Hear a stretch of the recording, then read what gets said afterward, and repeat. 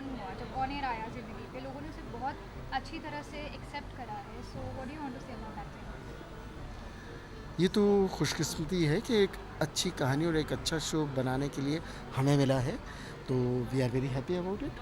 अ, ऐसा नहीं है कि एक्शन ज़रा भी नहीं लिए गए। हाँ, शायद द परसेंटेज ऑफ एक्शन लिए गए वो शायद अभी तक उतना नहीं है, बट हम एंटरटेनमेंट के ज़रिए एक ऐसी कहानी कहना चाह रहे हैं जिससे अगर थोड़ा भी लोगों के एटीट्यूड में, सोसाइटी के एटीट्यूड में बदलाव ला सकें तो we'll be privileged and we'll feel that हमें सक्सेस मिल गई। स्टार प्लस को भी ऐसा ही लगेगा कि उन्हें सक्सेस मिल गई, बिकॉज हम सब मिलकर यही, क्योंकि आज rape issue as an issue सिर्फ हिंदुस्तान में नहीं but all over the world बहुत ही बड़ा इशू है, बहुत ही बड़ी क्या बोलते हैं, नहीं नहीं, एक ऐसा दाग है, एक दाग, ऐसा धब्बा हाँ। है हमारी पूरी मानसिकता पर, और कहीं ना कहीं मानसिकता को बदलने की ज़रूरत है। या तो हम जो जो भी कहना चाह रहे हैं, देखिए, एक तो पहली बार टेलीविज़न से कोई क्रांति नहीं आती है, पर हाँ, सोच ज़रूर पैदा होती है। तो अगर ये सोच पैदा होती है और समाज में कि रेप ज़िंदगी का अंत नहीं है, रेप विक्टिम के लिए भी ये सोचने की ज़रूरत है, समाज के लिए भी ये सोचने की ज़रूरत है, और कानून के लिए भी ये सोचने की ज़रूरत है कि हमें एक हादसे को एक हादसे की तरह ही लेने की ज़रूरत है। वो हादसा आपकी ज़िंदगी की दिशा तय नहीं करता।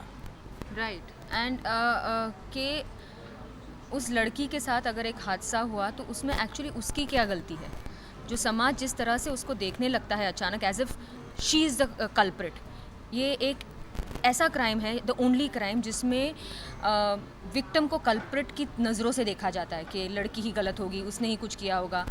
तो ऐसी सोच को हम बदलने की कोशिश करेंगे थ्रू दिस थिंग, बदल हाँ, मतलब सकें। उस पे अपनी तरफ से कमेंट करने की कोशिश करेंगे हम लोग, और इसीलिए सवाल ये है कि हम समाज से पूछ रहे हैं, दुनिया से पूछ रहे हैं, क्या कसूर है अमला का? What is her fault?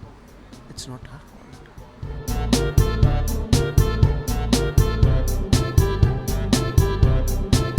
काफ़ी सालों बाद स्टार प्लस दोबारा से दोपहर को शोज एयर कर रहा है जो पहले हुआ करते थे, तो ये थोड़ा डिफिकल्ट होगा ऑडियंस के लिए एक्सेप्ट करना, या उनको ये शोज इतना एंटरटेन करेंगे कि वो अपने आप उसमें आ जाएंगे? Yes, you answered it right कि they are going to be spoiled for choice because चारों शोज़ इतने अलग और इतने स्ट्रॉन्ग है, जो आपने भी अभी देखा, झलक देखी, इतने अलग और इतने स्ट्रॉन्ग है कि स्टार प्लस ने कोई स्टोन अनटर्न नहीं रखा है कि भाई इसमें हम दोपहर को है तो इसका लुक अलग होगा, इसके बजट अलग होंगे, इसका उस तरीके का नहीं इसको ट्रीट किया गया है।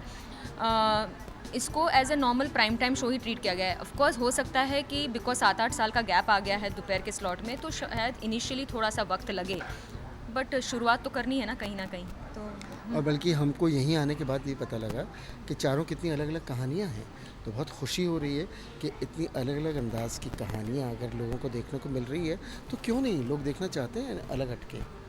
तो हमें तो पूरा विश्वास है कि कुछ समय लगेगा आदत को बदलने में, पर आदत तो बन जाएगी।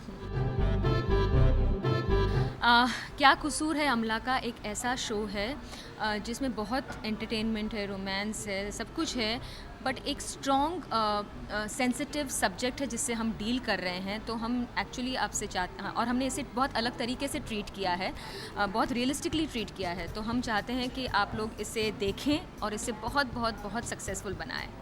Thank you. या मैं कहूँगा कि अगर आपके मन में या आपकी सोच में ज़रा भी कुछ कहने की, कुछ सोचने की, या अगर आप सोचते हैं, तो आपको क्या कसूर है अमला का देखना ही चाहिए।